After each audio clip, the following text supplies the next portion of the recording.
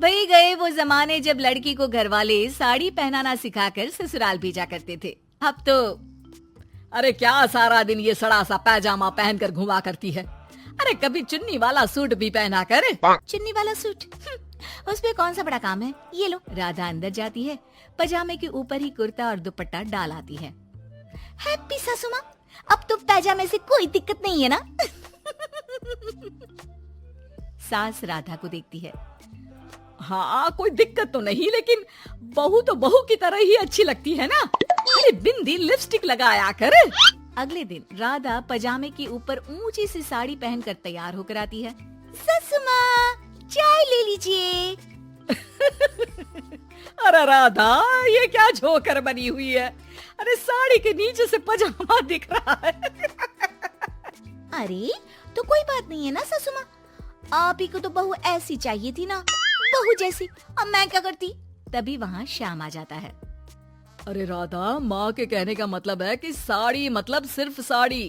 आप भी ना पागल हो गए हैं क्या। सिर्फ साड़ी तो सत्यम शिवम सुंदरम की जिन्नत अमान ने पहनी थी। अरे लोग देखते तो थे जी भर भर के, लेकिन आंखें बंद करके। कैसी बातें कर रहे हैं आप। अरे मोहल्ले वाले क्या कहेंगे ना। अरे बस बस श्याम, तू चुप हो जा। ये औरतों के बीच में मत बोला कर। वैसे भी तेरी बीवी को पढ़ाई लिखाई की सिवा आता क्या है। कल को सिर्फ साड़ी पहनकर निकल आई ना बाबा ना, हंगामा हो जाएगा। अरे बहू, वो कहना ये चाह रहा था कि नीचे ये तू जो पजामा सजा लेती है ना, वो नहीं पहनना है ना। राधा सास की बात सुनकर परेशान सी हो जाती है। वो समझ नहीं पाती कि उसे क्या करना है। मैं कैसे इन लोगों को समझाऊं कि मैंने बचपन से ही सिर्फ पैजामे ही पहने। मेरी शादी के दिन भी लहंगे के नीचे पजामा ही तो था। अरे किसी को पजामे से क्या दिक्कत हो सकती है। क्या करूं मैं। राधा रोने लगती है, जिसे उसका पति देख लेता है। अरे अरे मेरी प्यारी राधा, रो क्यों रही हो। अच्छा चलो, शाम को तुम्हें घुमाने लेकर चलता हूँ, और इतना ही नहीं, मैं तुम्हें शॉपिंग भी करवाऊंगा। राधा ये सुनकर खुश हो जाती है। ओह, आइसक्रीम के साथ शॉपिंग, वाह। मैं भी लिस्ट बना लेती हूँ कि क्या क्या लेना है मुझे। बस फिर क्या था, राधा बैठ जाती है लिस्ट बनाने। माँ देख, तेरी सारी समस्या का मैंने समाधान कर दिया। अरे ऐसा क्या कर दिया, पजामे वाली को छोड़ दिया क्या तूने। अरे क्या सी बात कर रही हो माँ, पजामे वाली नहीं, राधा नाम है उसका। तभी डोरबेल बजती है और पड़ोस की चाची घर आती है। उनके हाथ में एक पजामा होता है। अरे मैंने सोचा कि ये कपड़ा सड़क पर गिरा था, किसी ने सुखाने डाला होगा। अब ना ये पेटीकोट जैसा था, ना ही पतलून जैसा। तभी मैं समझ गई ये राधा बहू का पजामा होगा। तो पहनती है ना ये। अरे चाहे पार्टी वेयर हो या फिर घर का कपड़ा, तुम्हारे बेटे की शादी के एल्बम देख रही थी, बहू ने तो लहंगे के नीचे भी पजामा पहना था। ठीक है चाची, दे दिया ना पजामा। अब पजामा पुराण मत सुनाओ, चली जाओ। चाचा जी के खांसने की आवाज आ रही है, जाकर पानी दे आओ उन्हें। अरे हाँ हाँ, जोरू का गुलाम जा रही हूँ मैं। चाची के जाने के बाद, अरे अड़ोस पड़ोस वालों को बोलकर क्या फायदा होगा बेटा। अब तो घर मशहूर हो जाना ही है पजामे वाली बहू के नाम से। तभी वहाँ ससुर आ जाते हैं। अरे वो पीछे वाले घर के शर्मा जी ने तो घर के पोस्टल एड्रेस में यही लिखना शुरू कर दिया है, पजामे वाली बहू के घर के पीछे गली नंबर 7। अरे बस बस, आ गए तुम। दुकान आज जल्दी बंद कर दी। अरे क्या करूं, ये टाइट पैंट पहनकर बैठा नहीं जाता दुकान में। ज्यादा देर हुई तो थोड़ी देर पीठ सीधी करने घर चला आया। वैसे आज माँ बेटा साथ में क्या बातें कर रहे हैं। हाँ अरे हाँ, बातों से याद आया। बोल रहा है कि पजामे वाली प्रॉब्लम का सलूशन ढूंढ लाया है। जरा बता दो बेटा, क्या समाधान निकाला है। वो मैं ना माँ आज राधा को शॉपिंग के लिए ले जा रहा हूँ। अरे बेटा क्या बात है, कितनी अच्छी बात है। हाँ माँ, इतना ही नहीं, वो तो पूरी लिस्ट तैयार कर रही है कि वो क्या क्या खरीदेगी। जब इतना खरीदेगी तो कुछ अलग तो पहनेगी ही ना। उधर राधा बाजार जाने के लिए पजामा टी शर्ट पहनकर तैयार हो जाती है। चलिए जी, मुझे काफी सामान लेना है।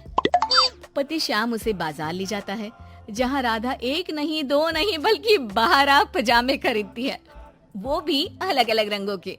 और वो सारे पजामे लेकर घर आ जाती है। अरे आ गई बहू रानी, क्या लेकर आई हो? पिताजी ये देखिए, आपके लिए ये पजामा लेकर आई हूँ, प्योर खादी का है। पैंट लुक में इसे आप दुकान में भी पहनकर जा सकते हैं। और खुद कह लिए ये 12 पजामे, हर रंग, हर प्रिंट के। राधा अपने कमरे में चली जाती है, लेकिन सास सर पर हाथ रखकर बैठ जाती है। हाय रे फूटी किस्मत, भाग्य में साफ सुथरी सजी धजी बहू दिखना लिखाई नहीं है तो क्या किया जा सकता है। अरे बाजार गई भी तो क्या लेकर आई ये सड़े पैजामे। राधा इस बार फिर सास का रोना सुन लेती है। मैं क्या करूं भगवान, साड़ी में डर लगता है कि कहीं फंस कर गिर न जाऊं। माँ जी को पजामे से नफरत है, लेकिन एक अच्छी बहू होने के नाते मैं अपना पहनावा माँ जी के लिए जरूर बदलने की कोशिश करूंगी। हाँ भगवान जी। अगले दिन राधा बिना पजामे वाली साड़ी पहनकर सास के पास खड़ी हो जाती है। हाय रे, सूरज आज कहाँ से निकला है? अरे राधा बहू ने साड़ी पहनी है, वो भी पजामे के बिना। अरे वाह वाह बहू, तू तो राजकुमारी लग रही है। अरे लेकिन एक जगह खड़ी क्यों है? वो माँ जी इसलिए कि मैं गिर सकती हूँ। अरे हाँ जी, हमने तो 4 तल्ले के मकान को एक कर रखा था, ऊपर नीचे सारा घर संभाला था, वो भी साड़ी में। अरे कैसे गिरेगी तू, मैं भी तो देखती हूँ। जा छत से कपड़े लेकर आ। ना माँ जी, मुझसे नहीं होगा, मैं गिर जाऊंगी साड़ी में फंसकर। लेकिन सास नहीं मानती और राधा को साड़ी पहनकर छत पर जाना पड़ता है। लेकिन जैसे ही वो सारे सूखे कपड़े लेकर उतर रही होती है तो सीढ़ियों से गिर जाती है। फिर क्या? ओह, इनको काफी गहरी चोट आई है, लगता नहीं कि। नहीं डॉक्टर साहब, ऐसा मत बोलिए। अरे सारी गलती मेरी है डॉक्टर साहब, मेरी बहू को बचा लीजिए। अरे हाँ, वो बच जाएंगी, लेकिन चोट भरने में देर लगेगी।